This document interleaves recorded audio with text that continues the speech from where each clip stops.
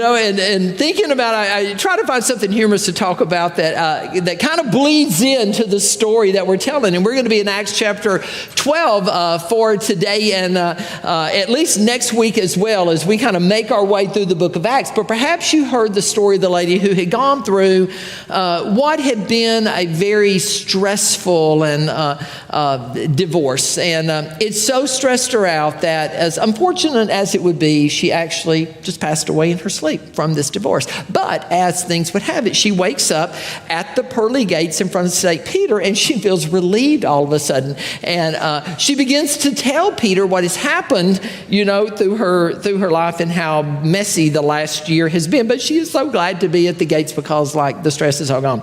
And Peter looks at her and says, I'm sorry about the last year of your life, and I am so glad, and I'm hoping that you get in. But one thing you need to know, there's one final thing that you got to go through, before you get to walk in the door. But not to worry, it is a simple spelling test. And your word comes from the book of John. It's the most famous book that's ever written, for God so loved. So, hey, if you just spell the word love, you will be in and everything will be fine. Well, the lady looks and she's happy because she can spell the word love. She says Love. And Peter says, well, welcome in to the pearly gates. And so as she is walking in, Peter gets a call on his little cell phone. And he says, yeah. And he looks and he says, hey. He calls her back a minute. He said, I just got a call from God, and God needs me over here. Could you just guard the pearly gates for a minute? Now, chances are nobody's going to arrive in the meantime. But if they do, just give them the same little spelling test. They'll be in. Everything will be good. So she's a little bit nervous, but she thinks, I got all of heaven to look forward to. She's standing there at the gates, and she decides that's what she's going to do. And as Peter walks away and disappears, going to do whatever Peter's going to do, all of a sudden she is shocked to see somebody walking towards the pearly gates when she realizes that is my ex-husband. Well, as she sees him, she looks and she goes, well, I am shocked to see you here. And he goes, well, I'm shocked as well. He goes, I got up this morning. I was driving in my car, and I heard the news about you. And it so startled me, I ran right off the road and crashed. And boom, now I am right here in front of you. I'm shocked I died as well. And she said, I'm not shocked you died. I'm shocked to see you here, right here this moment. And she goes, well, as fate would have it, here I am. And she said, well, St. Peter left me here with a job, and I have a job, and it's to give you one last thing before you walk into the pearly gates. And that is a small but simple spelling test. It's made of one of the most famous verses of Jesus. It's when he looked at his disciples and he said, this is my will for you, to go into all the world and preach the gospel to every creature. Well, one of the places that he told us to go is the word that you'll have to spell today to get in. He goes, the pearly gates in heaven is yours. Just spell Czechoslovakia for me. I'm not sure where that might have hit you, but if you've been with us, you know that we are traveling through the book of Acts, and the book of Acts actually begins with this challenge of Jesus to go into all the world and to preach the gospel. We're in a chapter-by-chapter study of the book, and Acts is the fifth book in the New Testament. It's the story of what happened to those earlier believers after the life, the death, the burial, resurrection, and ultimate ascension of Jesus back into heaven. And Acts actually starts off with Jesus telling his followers this great mission to go into all the world. And then he says, not only do I want you to go to all the world, guess how it's going to happen? You're going to start right here in Jerusalem, but then you're going to spread the message from Jerusalem to Judea to Samaria and ultimately to the entire world. And then he gave them a promise, and I will be with you always. As we blade through Acts chapter 12 today, we're going to look even into that last promise. I will be with you always. I wonder if they always felt that. Well, anyway, before he goes, he tells them to go into the city of Jerusalem and wait for the coming of the Spirit. When he says that, he ascends in a cloud before their eyes, as Luke puts it. And as he disappears into the clouds, all of a sudden, as they're staring into heaven, there are two men in white standing beside them who looked at them and said, you men of Galilee, why do you stand gazing into the heavens? Don't you know that this same Jesus will one day come back in the same manner as you have seen him go? And thus the book of Acts opens up. It's their story. It's the story of those who first witnessed, as I said, the life, the death, the burial, resurrection, and ascension of Jesus. And as we walk through the book of Acts, we have seen this early church grow from about 120 followers who stood on the hillside and listened to Jesus on that day he ascended into heaven, to what many people believe is up to 50,000 followers of Jesus by the time you reach Acts chapter 12. We've seen scared followers turn into courageous disciples. We've seen healings of a man who was born unable to walk since birth. You may remember the name we gave him. Larry, that was right. A man who was healed of palsy, a lady who has been raised from the dead. The good news of Jesus spreads, just like Jesus told them it would, from Jerusalem to Judea, to Samaria, and then to the other cities, and ultimately to the entire earth. But I'm sure when they heard those words, they weren't thinking it was going to spread the way they thought it was. I'm sure when they first heard those words, they were probably thinking, well, somebody else is going to do it. You know, maybe we'll be here, we'll talk in Jerusalem, we'll get this big thing going in Jerusalem. Somebody else will take the gospel somewhere else. But as they would soon find out, because of a great persecution that arose in the city of Jerusalem, they would indeed be the ones who would get the gospel outside of Jerusalem, because a great persecution against them arises. It is then we meet the first martyr of the Christian church. His name was Stephen. We meet the guy who was the leader of the persecution of the church. His name was Saul of Tarsus. And we see him go from a great persecutor of Jesus to a great preacher for Jesus. And since Saul's conversions in around the chapters 8 and 9, we have seen the Christians or the people, the followers of Jesus. They weren't known as Christians yet, but the followers of Jesus, we have seen them see a period of peace for several years. But as we moved into Acts chapter 10 and 11, and particularly when we get to Acts chapter 12, that peace is once again at an end. When we get to Acts chapter 10 and 11, Peter, he has this vision of sheep being let down and clean and unclean animals. If you didn't have a chance, I urge you to go back online and listen to those. But it was his introduction in taking the gospel of Jesus outside of the Jewish norms and into the actual cities and towns and into the Gentile people, particularly through a Roman army officer named Cornelius. And by the time we get to Acts chapter 12, the early church is once again being persecuted. They're being persecuted primarily by the Jews who do not believe that Jesus was the Messiah. They are leading in the persecution against their Jewish brothers and sisters who believed that Jesus was the Messiah.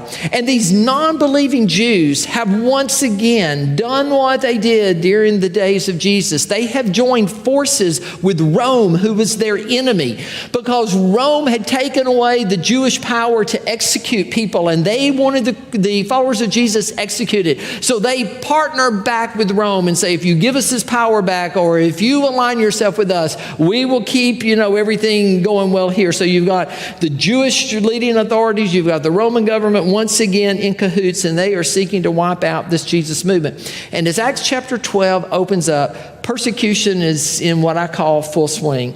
And if it's okay, what we're going to do today, we're going to talk a little bit about history. I hope you like history. I'm going to try to make it interesting for you. I went to a comedy show one time and I saw Nate Bargatze, where he said, when I see history, I'm just as shocked as they are, the things that happen, because I wasn't too good at it in school. And often I think the same way when I hear stuff. I think, wow, did that really happen? And so I'm hoping as you go through this, it will jog those of you, your memory. If you're a student of Scripture, it will jog your memory. If you're not a student of Scripture, I hope it will bring you up and give you some background into not only Acts chapter 12, but the rest of the book of Acts. We're going to look at the three main characters between this week and next week. And then next week is when we'll make our primary applications. Three main characters as we move into Acts chapter 12 are Peter, James, and King Herod. And Acts chapter 12, verse 1 opens up with King Herod. It was about this time that King Herod arrested some who belonged to the church. His intention was to persecute them.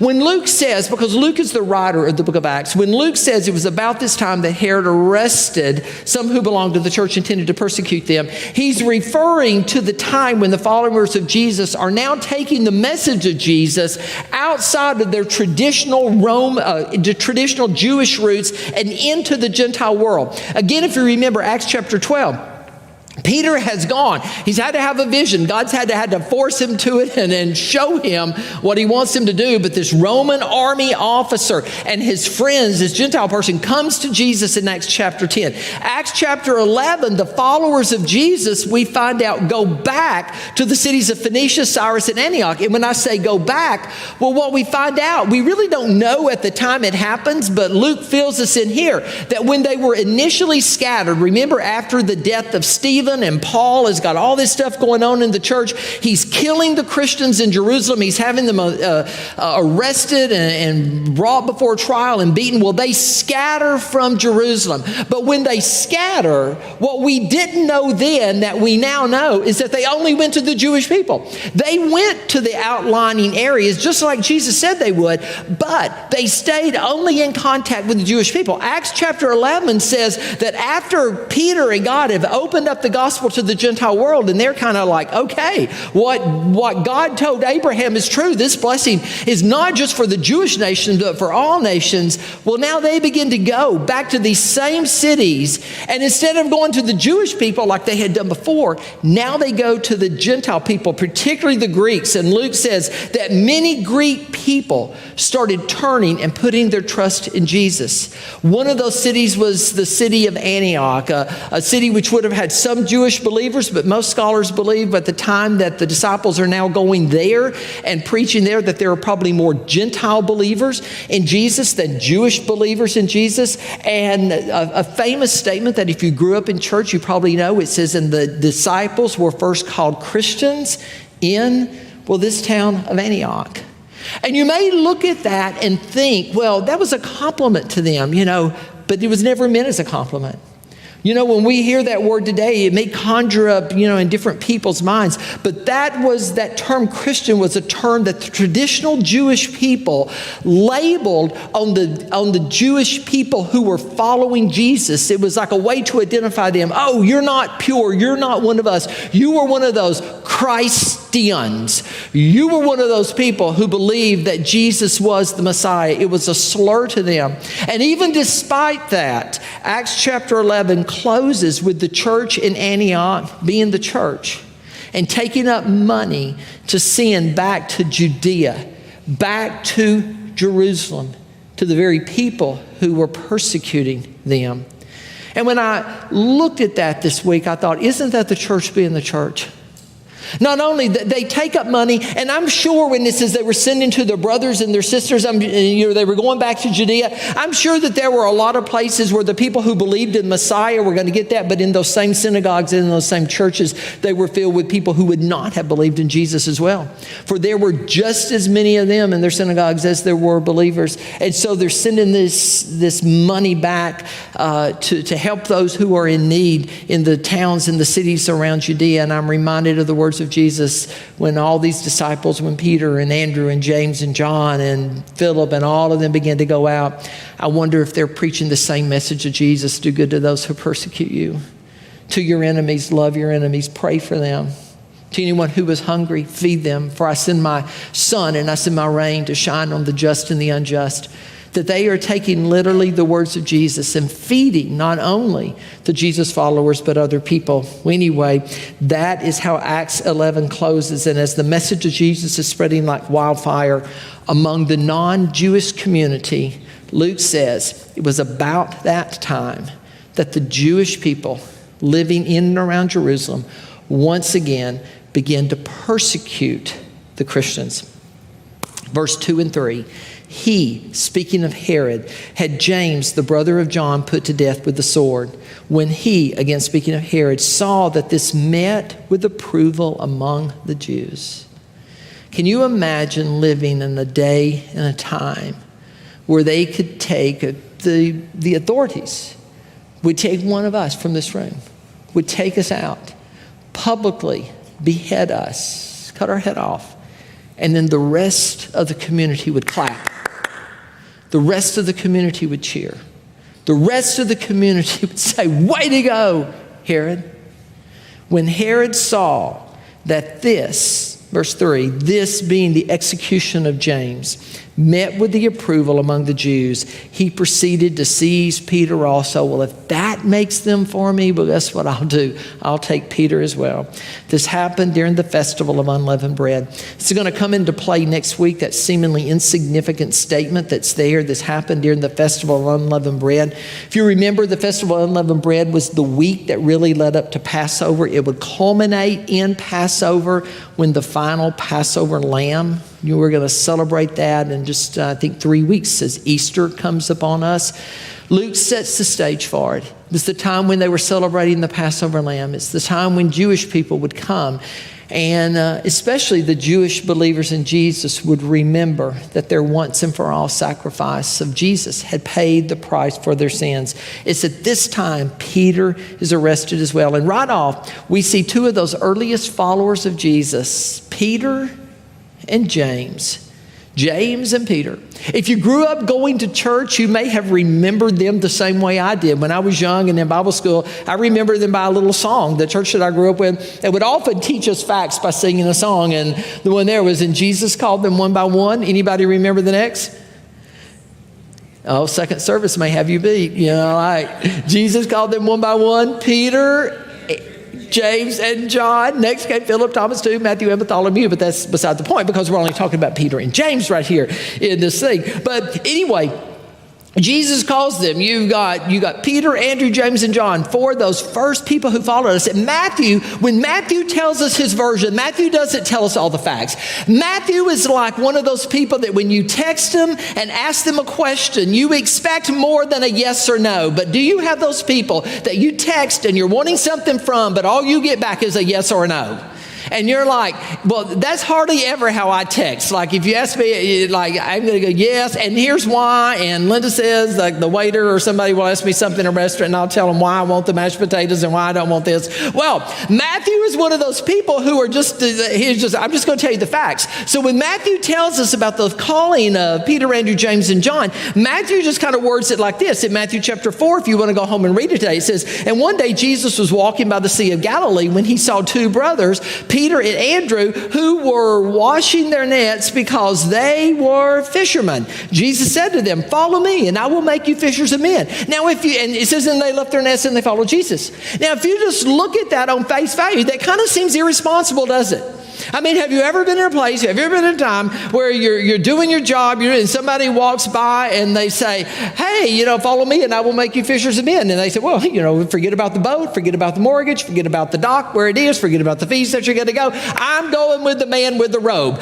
Generally doesn't happen like that. So you're thinking, man, there has to be more to the story like this. But Matthew will continue and he'll say, and as he walked along the road further, he saw two other brothers, James and John, the sons of Zebedee, who were sitting in the boat with their father. Jesus looked to James and John and said, hey, would you follow me? And Matthew just says, and James and John got up, left their boat, and left their, remember what else he said?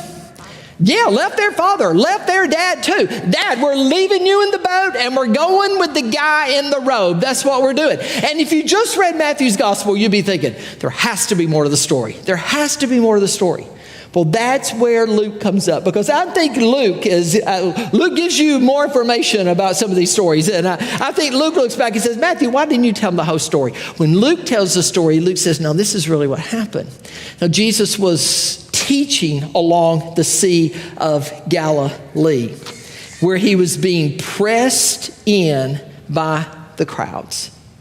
That not only, as Matthew said, was he walking along the shore of Galilee, but Luke says he's walking along the shore of Galilee because he's been over here and he's been teaching and the people are so pressing around. And Luke will even go on to say because he was healing all manner of diseases and casting out demons and all these things to the crowds, that people were bringing all manner of people to him. Can you just imagine the crowd that's around him? And they're backing Jesus up, and as more and more people come and they're trying to get close to him and touch me, Jesus, and heal me, Jesus, that all of a sudden he finds himself at the Sea of Galilee where he can back up no further. And they're still pressing against him. And he looks to his right or to his left, we don't know, but he sees a boat belonging to Simon Peter. And he steps into Simon Peter's boat uninvited.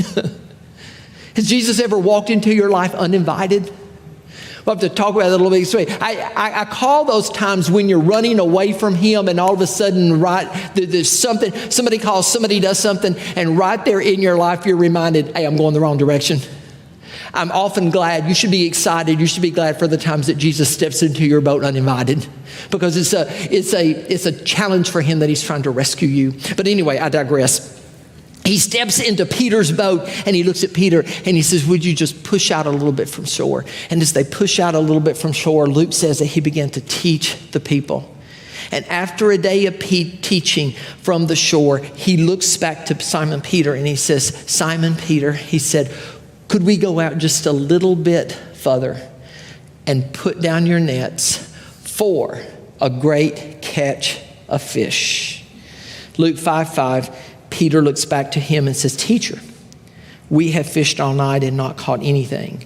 But because you say so, I will let down my nets. I would submit to you that there's an entire series of messages in those 5 words. But because you say so. In fact, let's just say those together. But because you say so. Peter says, I'll obey. Even though I don't understand it. If you know the rest of the story, you know that Peter's fished all night when fishing was good. It's day, the sun is coming up, the fish go deep. How are we going to catch fish by net? Even though I don't understand it, Peter says, even though I don't know the why of what you're asking me to do, and all of a sudden you realize why Luke is giving us more information, because it's not just that they're randomly deciding to follow this. They have seen the power of Jesus. They have seen His effects in people's lives. And Peter looks and says, but because you say so, because I can't raise the dead, I can't make the blind see, I can't make the lame walk, because you can, and because you say that, I will push out and I will let down my nets. I will obey, even though I don't know why. I wonder how many heartaches and how many wars and how many fights and how many addictions and how many of divorces and all the evils of this world could have been avoided if we simply lived with the words or the mantra, but because you say so. Jesus, I don't understand. I don't understand in a day and age when sexuality is so prevalent and all this is out there, why you say wait for marriage. But I wonder what would happen in our world if we lived in a world where everybody may have said that, but they ended with, but because you say so, I will submit to your will. Father, I don't understand. In a day, in a world where the lines are blurred and the lines between men and the lines are between women, I don't understand why you say marriage is really between a husband and a wife. I don't understand that in this world. But because you say so. Because sometimes that's all you've got to go on, isn't it? Because some of the rest of this is going to come up next week. Jesus, I don't understand why you would want me to tithe to your church. It's the money I made, it's money coming in, and I struggle and all those. But because you say so. Jesus, I don't understand why you would want me to obey my parents. They're old. They know nothing about Minecraft or Super Mario or none of that stuff. But because you say so. Jesus, I don't know why you would ask me to love my enemies. I don't know why you would ask me to do good to people who have not done good to me. But because you say so. And if you know the story that happens here when Peter, despite his lack of understanding, obeys simply because Jesus said so, the catch of fish is so great that you know who Peter has to call? His buddy James, that he's still hanging around with by the time we get to Acts chapter 12. He calls James and John over. They're the other boat that Matthew told us about. And he says, come help because our nets are breaking. Our boat is sinking. And I am convinced that our lives would be fuller, richer, and less complicated if we simply took Jesus at his word and said, I may not understand all the stuff going on in the world. And I may not understand why you have said this, that, or that. But I trust you. I have seen enough in my life that I trust you. So because you say so, I will obey your voice. And in that moment, when all these fish, when Peter sees the fulfillment of living a life of because you say so, I don't understand how you could do that. I don't understand why you would even want me to do that. But because you say so, and all of a sudden, everything that I had wanted, everything that I thought was valuable to me is now just all at my doorstep, flapping around in this boat. Even though I don't understand every bit of that, Jesus looks to Peter in that moment. He says, do you see these fish? You see these fish? How about you come with me and we'll do with people what I just did with those fish? And maybe now you begin to understand why Peter and Andrew, James and John weren't just following the man with the robe, that he had done something so incredible in front of them that they get up and they leave their nets and their boats and their fathers and begin to follow Jesus. Back to Acts chapter 12, look again at verse 2. He, Herod, had put James, the brother of John, to death with the sword. And when he says he put him to death with the sword, he's really saying he cut off his head. He beheaded him. Now, this is not the James who wrote the book of James. You know, at the end of your New Testament, when you get all the way to the end, you've got the book of James. That was the half-brother of Jesus who wrote that book, and that's not the James here. But even that James has a story in and of himself. I was at a conference one time, and I heard the speaker say, I have never forgotten it. He said, I think James, the half-brother of Jesus, should be one of the greatest proofs for Christianity that's out there. Because James, when Jesus was born, James and the brothers of Jesus weren't there when this Immaculate Conception and all of this stuff happened. They weren't there for any of this. And all of a sudden, as Jesus is growing up, Matthew and Mark both tell us that the brothers and sisters of Jesus didn't believe in him. They thought he was crazy. They thought there is something going on with him. They knew he could do stuff. They didn't understand how he could do it. But they weren't really believers in Jesus until, do you know when? After the resurrection. And James, the half-brother of Jesus, watched his brother not only predict his own death, burial, and resurrection, but pull it off on the day, in the hour, with the people, in the time frame, just as he said it would happen. And all of a sudden, the half-brother of Jesus who didn't believe in Jesus turns to be a believer in Jesus. And that speaker at that conference said, if you can convince your brother that you are the Son of God, you got something going on. And so maybe James is one of these big proofs in there, but that's not the James we're talking about. That's just a side note. The James who's been executed, as Acts chapter 12 opens up, is the brother of the Apostle John, a fisherman in his youth, a friend of Peter, but an incredible friend of Jesus as well. And maybe the dilemma lies in this, because often we look at our lives and we think, isn't it an age-old question, why do bad things happen to good people? Why do bad things happen to people who are trying to do what's right, who are following Jesus? And all of a sudden, that's what we're faced with, because James was an incredible friend of Jesus. If you followed the life and the ministry of Jesus, you know that there were certain times Jesus has got those 12 who are closest to them, but oftentimes he takes a group of 3 away. He takes them aside. He leads them closer. Do you know that James and Peter are always in that group? The Mount of Transfiguration, when they're going to see the glory of God shine through, when they're going to see this Shekinah glory that's out there, and Jesus lets a little bit of his godness peek through. Do you know who he takes on the mountain with him? Peter, James, and John. When in Luke chapter 9, when Jesus is walking and there's a Samaritan woman who has an issue of blood that's been around for 12 years, and she's come to Jesus hoping Jesus can heal her. And in the middle of this episode with this lady, one of the synagogue rulers, again, probably somebody who was questionable, was he for Jesus? Was he against Jesus? I don't know. He's one of these Jewish people having to decide. He comes into the presence of Jesus, because there's nothing that will bring you to the presence of Jesus like death, is there? There's nothing that will bring you to the presence of Jesus like somebody who is sick. And this man comes and he looks at Jesus and he says, my little girl is dying. Would you come help?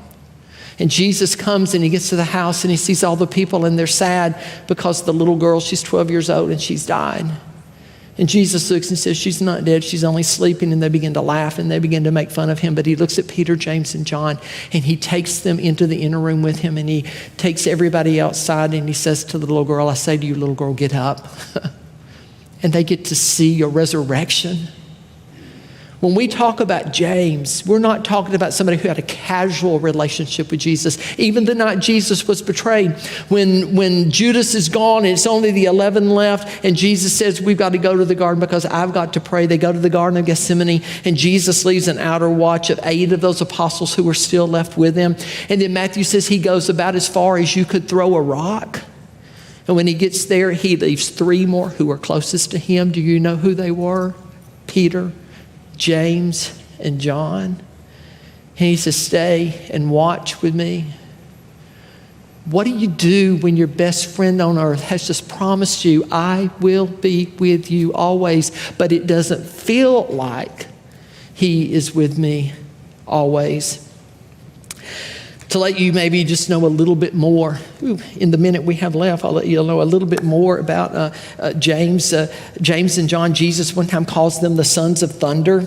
A lot of people, I've heard people say, well, that thunder means they had a temper. As I look that word up, it doesn't really mean temper. I can't find anybody that says it's temper.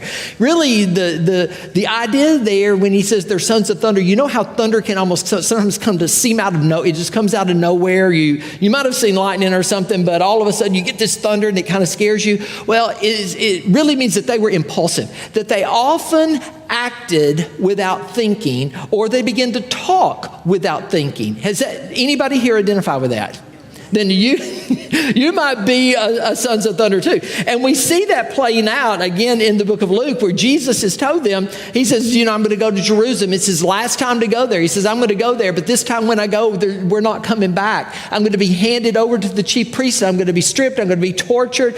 I'm going to be killed. But on the 3rd day, I'm going to rise again. So he's told them all this stuff. And as they're on this journey from Jerusalem, from Judea, Sea of Galilee, going up towards Jerusalem, they're going to pass through the city of Samaria, or the countryside of Samaria, where the Jews and the Jesus people, they didn't get along, the Jews and the Samaritans, and they're going to go through there. So what Jesus does is send 2 people ahead on this journey, and he says, make way, or make room for me. A lot of scholars believe that Jesus is asking them, go to Samaria and find a room, and the rest of us will catch up, and we're going to stay the night in Samaria. That's what most scholars believe he meant in this chapter. Well, when Jesus and his other followers get to Samaria, the 2 guys that they've sent ahead look at Jesus and say, the Samaritans don't want you here.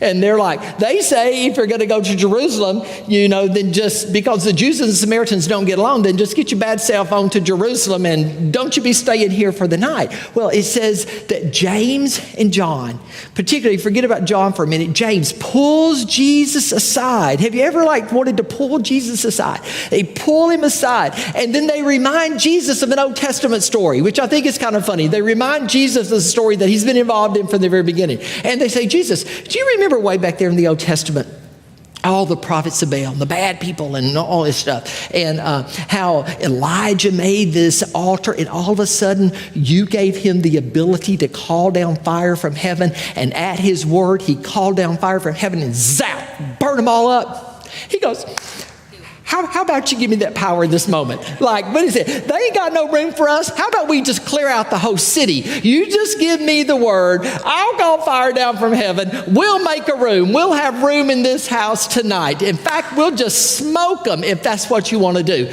Speaking of smoke them, we're giving away a smoker at Rise Up tonight. So anyway. They look at them, and Jesus looks back to them, and he says these words. He goes, have I been with you all this time and you don't know my spirit? He says, my spirit is not to destroy people. My spirit is to save people. I even looked at that and I thought, in the world of which we're a part, I'm hoping next week can we pull some examples out of that, because I've seen a lot of Christ followers over the last year who's maybe even in an effort and their motive may be good. If you just read what they write and you look at their actions, they seem to be more concerned with destroying people than saving people. And yet I look back and I wonder in this moment, as Jesus is teaching them, these may be our enemies and they may be against us, and they may have cooperated with Rome and the Samaritans and the Jews, and we don't get along and all this other stuff. But my will is not to destroy people. My will is to save people. Well, let's wind up. That's the James. That's the James that we're talking about here as we get to Acts chapter 12. Let's end with verse 3 today. When he, Herod, saw that this met with the approval of pulling, that there came a time where Herod went and he found James, who was out preaching the word, and he arrested him, and whether publicly or privately, we don't know, beheaded him. Herod, when he saw that this met with the approval among the Jews, he proceeded to seize Peter as well. This happened during the festival of unleavened bread. When Herod saw that this murder met with the approval of the Jewish religious leaders and the people who did not believe in Jesus, if I put it in today's terms, when Herod saw that this pleased his constituency, when Herod saw that it was politically advantageous to him to persecute, to kill these Christ followers, he set his eyes on Peter, the very same Peter who stood in a boat that day and cast his boat off, and Jesus talked to the crowd. The same Peter who Jesus would look to and say, would you like to go out a little bit further and let down your nets for a great catch? The same Peter who said, I don't understand, but because you say so. The same Peter who would later look at Jesus walking on water and would give him a request. Could I come out on the water with you? And Jesus would say yes. The same Peter who, as you look throughout his life, was invited in to see the transfiguration. The same Peter that was invited into the room where a 12-year-old girl was raised from the dead. The same Peter who was invited to go deeper with Jesus in prayer in the garden. The same Peter who would both confess and deny Jesus as Messiah. The same Peter that we talked about 3 weeks ago, that when the crowd started turning away and Jesus looked to him and he said, they're all leaving me, what about you? And Peter said, to whom would we go? To whom would we go? You alone have the words of eternal life. The same Peter who would travel the world preaching this message for Jesus, who would write the books of 1st and 2nd Peter, and looking back on his life with Jesus would pen the words, he was not guilty, but he suffered for those of us who were, for one reason, that he might bring us to God. The same Peter who would say, they may all leave you, but not me. The Peter who would say, you can't wash my feet, you're my master, you're my Lord. Peter, a man who I believe most of us, at least on some level, can identify with, impulsive, just like James, the sons of thunder at times. A man who would often speak before thinking and even act before thinking. A man who has hurt others deeply, but a man who has been hurt deeply as well. But a man who is passionate about being a follower of Jesus to both Jews and non-Jews, has now been arrested and seized by the same King Herod, who has just cut off the head of his friend, James. Where do you go with that? And I know this is really not a great way to end. Next week, we're going to look at who was the Herod in the story, and then we're going to make some applications. But I think Acts chapter 12 puts up an age-old question that has been alive in the Christian world forever. What is it about this good versus evil world that we live in? What is it? And don't you know? Because if you read the rest of the story, what you're going to find out is that Peter gets out of prison. So don't you know James' family has to be there in Jerusalem wondering, why did James die, but why does Peter get to escape? Why does Peter get to live? Those questions of fairness. 30-something years ago, when Aaron, our son, was born, he was born 2 months early. And at the hospital, he was there, weighed just a little over 3 pounds. And I remember our first Sunday that we were at church and he was still in the hospital. And, you know, those times prayer requests and our Bible class would come around. And when they asked, we raised our hand and we told them that Aaron had been born. And we asked them to pray for him. He had been born 2 months early, but he had X and X, and please pray for him. Ironic? I don't know. Very same morning, another couple over here. So we had a little baby born last week. Little baby boy, born exactly at the very same time had the very same things going on, and he had died. And over the years, as we became friends with this couple that life versus death had kind of brought together, these questions of fairness. Have you ever had those questions? Why this and not this? Some questions that may not be answered till we see Jesus. And I've heard people say before, when I get to heaven, I'm going to ask Jesus this. And for a long time I said that myself. But the older I've got, I don't think we will. Because I think in that moment we're just going to know. We're just going to know the whys that we didn't know here on this earth. But what do? What did Peter do? What did the early church do when God didn't show up in the way that maybe they thought they should have? And maybe that will be a clue to us on how we should act and how we should respond in the times when God doesn't show up for us in the way that we would hope that he would. And that's where we'll pick up next week in the book of Acts, the birth of the church. Father, I thank you for challenging us. I thank you for your word.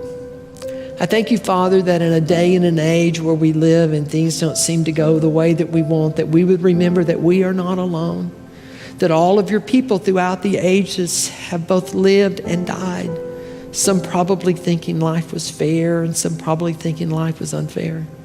I pray as we dive more into this next week that you will satisfy that hunger and that longing of our soul to sometimes have maybe just a glimpse, a little explanation of hope and a future that you have come to give. I thank you for the story in Acts chapter 12, and I look forward to talking about it with our church family and those of you in online. Thank you, Father, for this day. Thank you for loving us. Help us, Father, to live this week with the because you said so life and mantra. And all of God's family, in the name of Jesus said, amen. Hey, I'll see you next week.